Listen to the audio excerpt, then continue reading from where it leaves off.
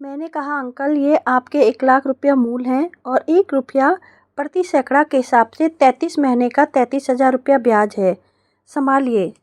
साथ में आपको हृदय से धन्यवाद देता हूँ कि आपने मुझ आवारा पर भरोसा किया, रहने के लिए कमरा दिया और उस समय मेरी सहायता की जब घर वालों ने मुझे घर से बाहर निकाल दिया था।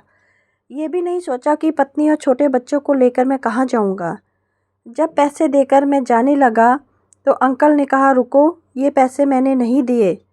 मुझे तुम पर 1% भी भरोसा नहीं था। ये पैसे उसी इंसान ने दिए थे जिसे तुम रोज़ गालियाँ देते हो, जिसने तुम्हारे आवारापन से दुखी होकर तुम्हें घर से निकाला था, और वो कमरा भी मैंने फ्री में नहीं दिया है। अब तक तेरा बाप उसका 66,000 रुपया किराया भर चुका है।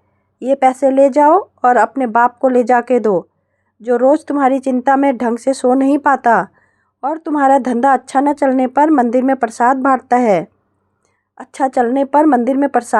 है। इतना सुनते ही मेरे कदमों के नीचे से ज़मीन सरक गई।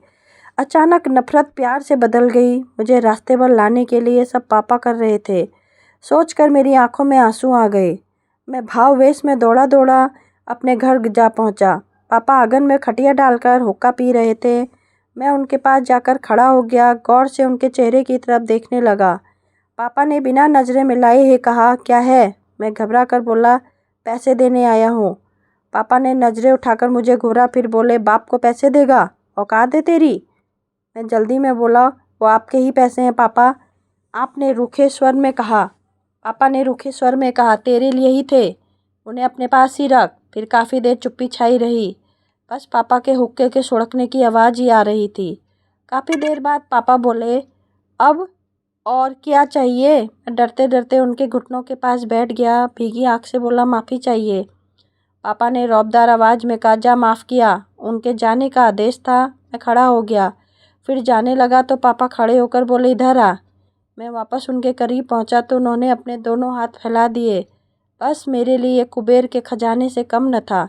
झटके से उनके गले लग गया और मुझे ज़ोर से रुलाई आ गई। पापा मेरी पीठ थपथपाते हुए बोले, कलेजे पर पत्थर रखकर तुझे घर से निकाला था, बाप हूँ, तुझे रास्ते पर लाना बहुत ज़रूरी था। अब तुम पैरों पर खड़े हो गए हो, मैं बहुत खुश हूँ, वापस घर लौटाओ। मैंने महसूस किया जैसे मेरा कंधा गीला हो गया था और ज़रूर बाप की आंखों से आंसू निकले।